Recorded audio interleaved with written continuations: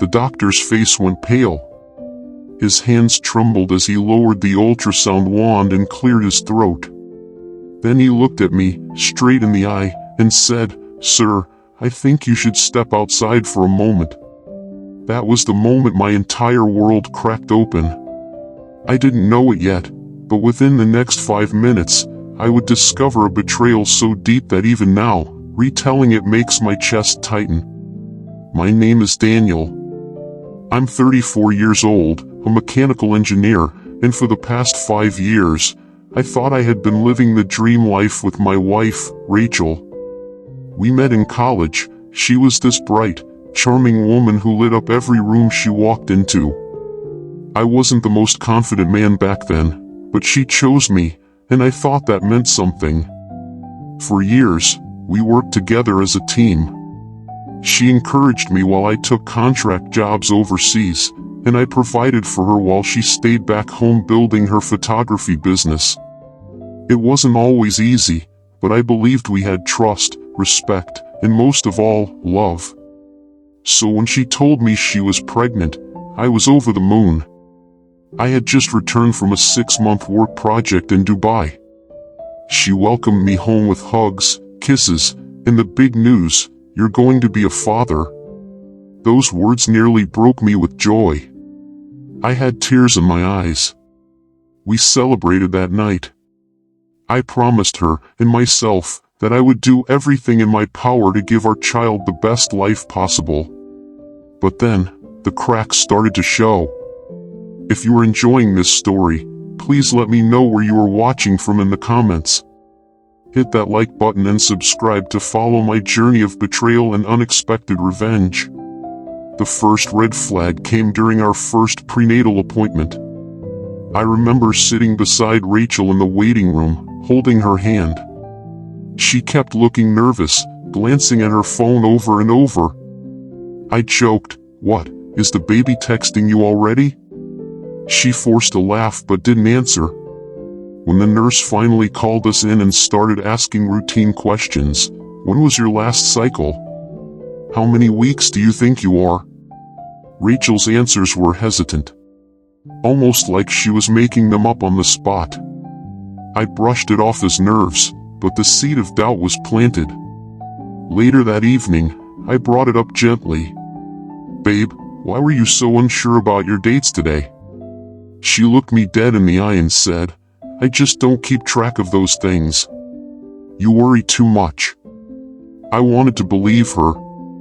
I really did. But something in her tone didn't sit right. The second red flag came a week later. I was sorting through some receipts on our dining table, just everyday stuff, groceries, utility bills. Then one slipped out that didn't belong. It was from a steakhouse downtown. 2 entrees, 2 glasses of wine, dated 3 months ago. Now, 3 months ago I was still in Dubai. I called out to Rachel, holding the receipt between my fingers. "What's this? You went out for dinner with someone?" Her face turned crimson. Then she laughed too quickly. "Oh, that was with my friend Melissa. She was going through a breakup, and I wanted to cheer her up. I wanted to believe that too. But Melissa is vegan. She doesn't touch steak." The third red flag was a phone call. One night, Rachel's phone lit up on the nightstand. The name on the screen made my stomach flip, Eric, Jim. Now, I had heard her mention this Eric a few times before. Supposedly, he was just a personal trainer she met at the gym. But the way her face froze when she saw me notice the call told me otherwise. I asked, "Why is he calling you at 11 p.m.? She snapped, "Because he's helping me with a workout plan." "Not everything is suspicious, Daniel." But she didn't answer the call. She turned her phone face down and rolled away from me in bed. I tried to push the doubts aside. I wanted to be the bigger man, the trusting husband. After all, she was pregnant. Stress wasn't good for her, or the baby. But every day, little things piled up. Her mood swings felt calculated, not hormonal. She guarded her phone like it was a state secret. And sometimes, late at night, she would sneak into the bathroom and whisper into her phone, thinking I was asleep. My gut screamed at me, but my heart clung to hope. Finally, the ultrasound day arrived. I went in holding Rachel's hand, excited, nervous, overwhelmed. This was supposed to be a milestone, hearing our baby's heartbeat, seeing our child for the first time. But instead, I saw the doctor's expression shift. His brows furrowed as he stared at the screen. His hand actually shook as he reached for a tissue to wipe the gel off Rachel's stomach. Then he looked at me and said those words that will haunt me forever. "Sir, I think you should step outside for a moment." My heart dropped. My palms went cold. I looked at Rachel, her face pale, eyes darting, like a cornered animal. And that's when I knew. The truth I had been ignoring was about to come crashing down. The doctor's words hit me like a brick. "Sir, I think you should step outside for a moment." But I shook my head. "No. I want to know what's going on. This is my wife. This is my child." The doctor hesitated. He glanced at Rachel, then back at me. I saw him weighing his words carefully, like he was stepping into a minefield. Finally, he sighed. "Mr. Daniels, according to the measurements and development we're seeing here, your wife is about 16 weeks pregnant." 16 weeks. I felt my ears ringing. My chest burned. I did the math instantly. I had been overseas for 6 months. I had only returned 2 months ago. 16 weeks ago, I was thousands of miles away in Dubai. The doctor's hand was still trembling when he added, I'll give you two some privacy." And then he left the room, shutting the door softly behind him. For a moment, the only sound was the faint hum of the ultrasound machine. My eyes locked on the screen, the blurry image of a child, an innocent life, floating there. And then I turned to Rachel. Her lips quivered. She wouldn't meet my eyes. Her hands fidgeted with the hospital gown. I forced the words out, low and shaky. 16 weeks? Rachel, how is that possible? I wasn't even here. Her eyes welled with tears. Daniel. I can explain. Explain? My voice cracked. Explain how you're carrying a baby that can't possibly be mine? Her silence was my answer. The room spun. I felt like I was falling, like the floor had given way beneath me. For years, I had sacrificed, flying across the world to provide for us. Sleepless nights, lonely holidays, birthdays spent on video calls. I gave her my loyalty, my trust, my everything. And she gave herself to someone else.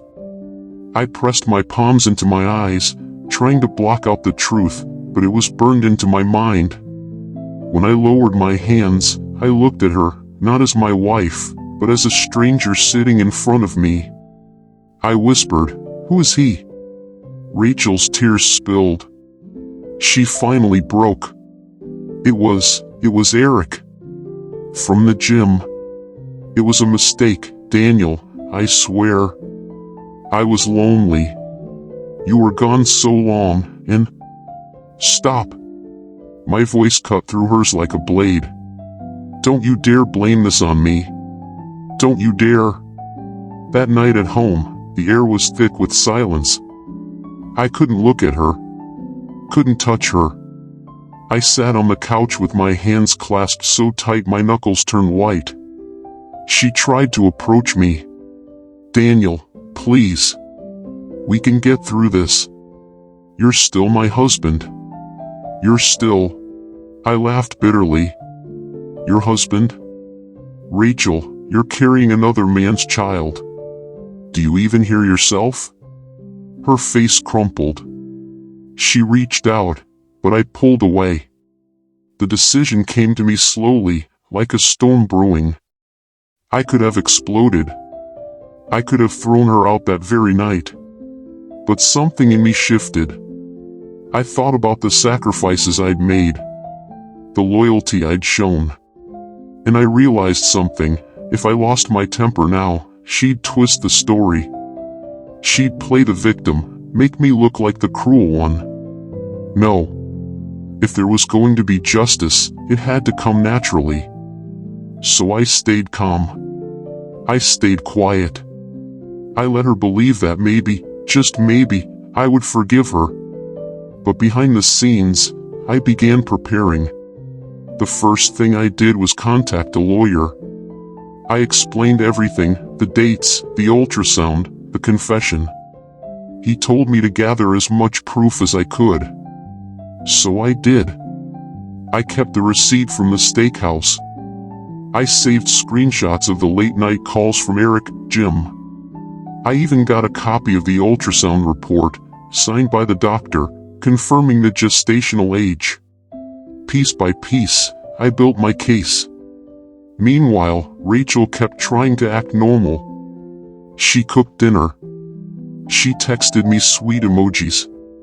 She even bought a tiny pair of baby shoes and placed them on the dresser, like we were supposed to celebrate. But every time I looked at them, all I saw was betrayal wrapped in cotton. The breaking point came one evening when her phone buzzed again. She was in the shower, and for the first time, she left it on the counter unlocked. A message lit up the screen. "Eric, how's our little champ doing today? Can't wait to see you again." My stomach turned to stone. Our little champ. Not mine. His. I screenshotted the message, emailed it to myself, and set the phone back exactly how I found it. When Rachel walked back into the room, towel wrapped around her, she smiled at me. That smile, the same smile that once lit up my world, now felt like poison. That was the moment I decided I wasn't going to scream. I wasn't going to cry. I was going to let her walk herself into her own downfall. And she wouldn't even see it coming. I had my proof. I had my plan. The next few weeks, I played the role of the calm, forgiving husband. I didn't confront Rachel. I didn't let on that I knew everything. Instead, I waited. Because sometimes the best revenge isn't loud, it's patient. Finally, the right moment came. It was a Sunday afternoon. Rachel suggested inviting a few close friends over for dinner, just a casual gathering. She wanted to show them how happy we were, her words, not mine. I agreed. Quietly. That night, I set the table. Our friends laughed, passed dishes around, and toasted to new beginnings. Rachel beamed like a perfect wife. She even made a little announcement. "We're expecting a baby." Daniel and I couldn't be happier. Everyone clapped, congratulated us, raised glasses. And that's when I stood up. I looked around the table. My hands didn't shake. My voice didn't crack. Actually, I said calmly, "There's something important I want to share too." The room went quiet. All eyes turned to me. I reached into my pocket and pulled out a small stack of papers. Slowly, I laid them on the table: the ultrasound report, the restaurant receipt, the screenshots of Rachel's messages with Eric. Then I said, clear and steady, "This child isn't mine. Rachel has been having an affair. And I can prove it." Gasps filled the room. Rachel's face drained of color. She reached out, stammering, "Daniel, please, not like this." But it was too late. One of our friends whispered, "Oh my God." Another muttered, 16 weeks? But you were overseas then." The truth spread across the table like wildfire. And then, like it was scripted, Rachel's phone buzzed. The name lit up, Eric, Jim. I didn't have to say a word. Everyone saw it. Everyone knew. Rachel snatched the phone, but it was over. The mask had slipped. The fallout was instant. Rachel burst into tears, begging me to talk privately. She kept saying, "We can fix this, Daniel. Please don't ruin everything." But I only shook my head. "You ruined it the moment you let him touch you. You ruined it when you tried to make me raise another man's child." I walked out of that house that night with my head high and my evidence folder in my hands. I didn't slam the door. I didn't yell. I just left her to sit in the wreckage of her own lies. A week later, I filed for divorce. Clean, efficient, backed with undeniable proof. My lawyer told me it would be swift. No judge was going to side with her after seeing the timeline. And Eric? Oh, his karma came quicker than I expected. Turns out, he had his own girlfriend. She found out everything when my story got around, and she left him. His reputation at the gym collapsed. Clients canceled. People whispered behind his back.